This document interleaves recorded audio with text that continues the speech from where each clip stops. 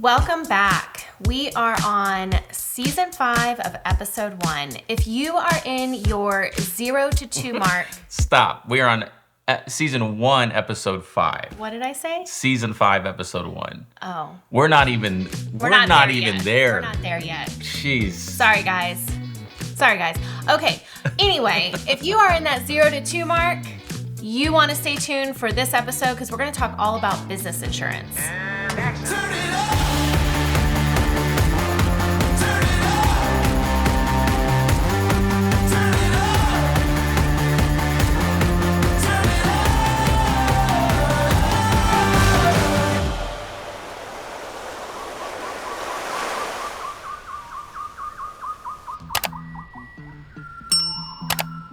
All right, guys, welcome back. So, like Ash attempted... I was not ready. I know.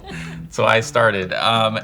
Welcome back. So if you're a photographer from year 0 to 2, welcome to the Luke and Ashley podcast, Playbook podcast. This is where we're going to be sharing a lot of our playbook on how we started our photography business and where we are at now at year 13, and kind of share with you guys a glimpse of just how we've gotten there. Some of the things that we've done to kind of help take you guys on this journey to help shortcut your time.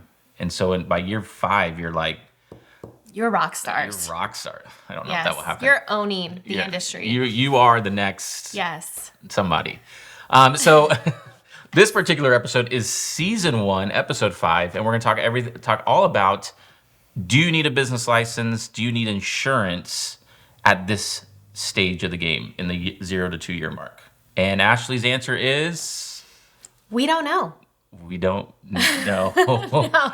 So I was asking Luke this before we began. I'm like, what is that correct answer? He's like, well, it's subjective. And that is true. Hold on. This is never going to be legal advice in any of these things, okay? Yeah. Read the fine print. Take this with a grain of salt as you throw it over your shoulder. I don't even got any. So when you're in that 0 to 2 mark, it really depends on how fast I think you're accelerating, how serious you are in the business, whether you need business insurance and we said license.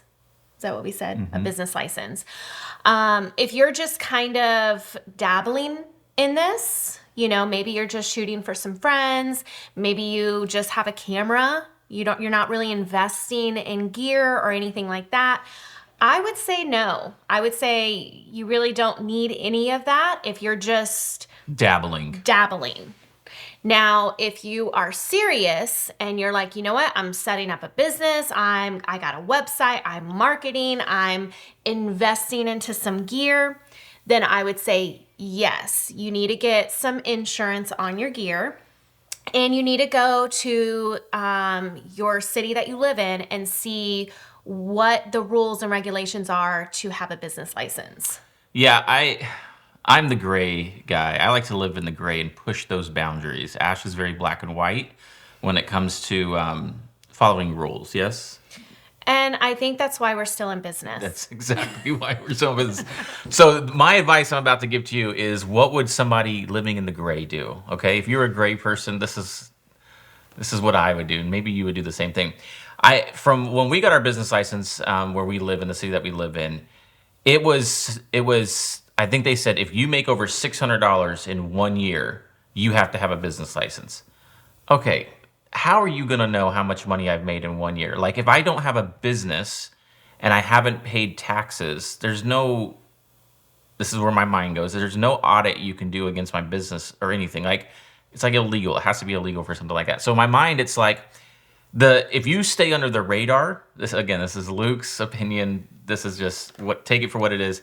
If you can stay underneath the radar and keep your exposure at a minimum, I think you can push your photography business and delay some of these things for a while, just to know if you want to get into it. Because once you buy a business license, where we're at, particularly, you've got in a Commonwealth of Virginia, you got to start paying income tax on your property. We have to pay taxes, and this might be for a lot of you guys, on the gear that we have.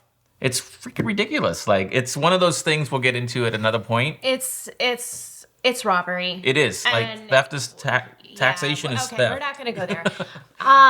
Gosh, we're going to get banned again for another episode now. But again, I really think it just depends on how serious you are. Again, if you're dabbling, if you're just taking pictures of your friends and, not really marketing, but then again, If it's word of mouth. But then again, so Venmo, if you're taking Yeah. payment through Venmo or I don't even know if Cash App, all of them are doing it. they're tracking that. So you just have to be mindful of, again, how serious are you? How are you tracking your payments? How are people paying you? And if it gets to that point, look up what your city and your state's regulations are. And, if you're over that and you're really pushing that you have a business, then yes, it's time to get a license and it's time to get minimal insurance on your gear. Yeah. So yeah, like I said, if they're tracking that and they're because you're getting I think it's called 1099Ks, which find yourself a bookkeeper, a CPA to help explain some of that for you. They're going to send you a form. It's like being a barber. Like you can go cut hair in a barbershop and you pay booth rental for that chair, and then your barber or somebody's going to send you a form, and then you got to send that form to IRS saying, hey, I made $20,000 in haircuts, and then you got to pay taxes on that.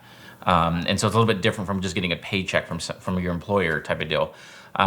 So it's just, they're going to send you that PayPal, Venmo, Cash App, whoever it is. Some of these guys are going to send you that 1099K that says, hey, over this past year, you got $25,000 worth of money that transitioned into your Venmo account.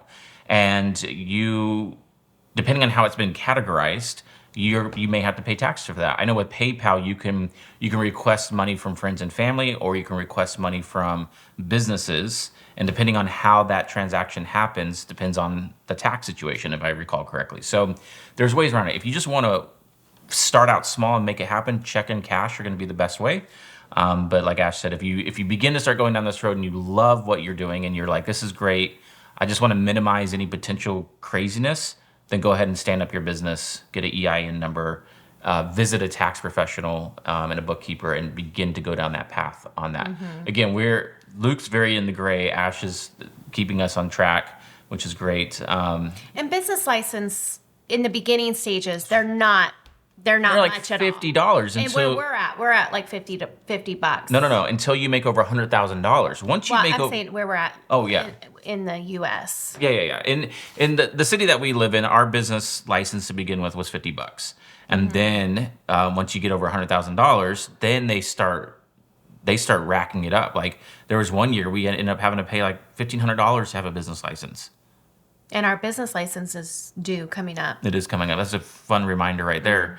So like it's those things that are just like, you just got to prepare for mentally and stuff like that. So at the 0 to 2 year mark, I think you should be, personally, in Luke's opinion, you should be focusing on your skill set, building exposure, building rave, kind of getting all that stuff sorted out.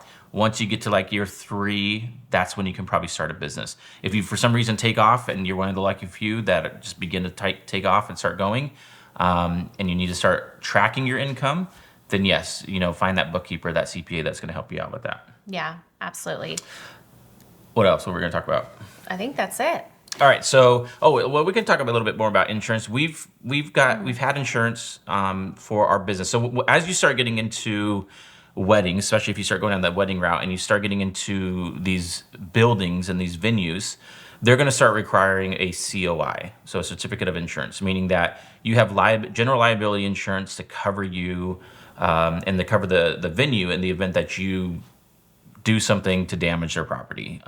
You are your second shooter. If they break a window or they break a mirror, or they just do some sort of damage, like you're covered. And so they're going to start wanting that. Well, I know for us on business insurance, we go through the Hartford, and we've had them for probably since the beginning, 10 years now. You'll pay 2 types of insurance, your general liability insurance, and then you have your equipment insurance. So like all of our camera gear, lights, different things that we want to be insured just in case something stupid happens, laptops, some of those can be done through your home warranty or through your home insurance. We have going through there. So there's 2 bills that we get. We get a general liability insurance bill, and then we get our equipment insurance bill. So I think right now for us, it's like with everything that we have is like $800 a year. So it's not bad at all, even when you think about it. But once we have that, if a venue requests that COI, I just go and to the website and request it and send it to the venue. Yeah. And I would say at the 0 to 2 mark, again, if you're shooting and maybe you're like, ooh, I really don't want to pay for a whole year of insurance. They actually have where you can buy day of insurance. So if you know you have a wedding coming up that is requiring you to have insurance to shoot at their venue, you can purchase that very cheap and provide that to the venue for the day of. Yeah, I'll put a link down below. I don't know the companies off the top, but I'll find them and put a link for you guys. If you're listening to the podcast, I'm still learning out how to put the links in the description. So if it's there, perfect. If not, you guys can come to the video side and you guys can see all that stuff there, the YouTube side and everything. So is that it? That's it. Cool. Well, that's it for this episode. What season are we in? 1. What episode is this? 5. Very good. That's it for this episode, guys. We hope that this has been helpful for you. And we can't wait for you guys to come check us out on this next episode. Until then, subscribe, leave some feedback, rate us, let us know if there's anything that we can answer for you guys in the comments. Shoot us an email, luke@lukeandashley.com, or say hi on social, follow us on social, all those things that we're trying to do. I don't know. All right, cool. We'll see you guys later. All right. You have a hair. Turn to the right. Sit. Do you want me to get it? Where? In my nose?